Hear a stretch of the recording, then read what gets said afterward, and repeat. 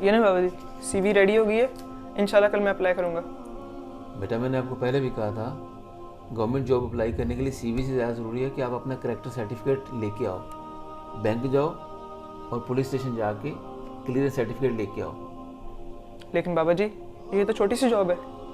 बेटा छोटी हो या जॉब बड़ी हो, गवर्नमेंट की जॉब के लिए ये फॉर्मेलिटी ज़रूरी है। वो चेक करते हैं कि बंदा कोई किसी गलत काम में तो इन्वॉल्व नहीं है, कोई उसके ऊपर केस तो नहीं है, क्या मुल्क के लिए नुकसानदेह तो नहीं है, वो ये चीज़ चेक करते हैं।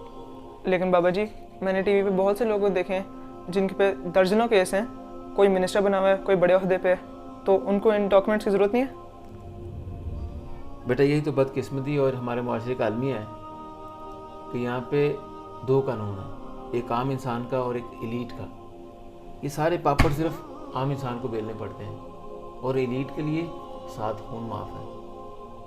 तो बेटा याद रखना, इसमें पैसा कम है लेकिन इज़्ज़त की ज़िंदगी इसी में है।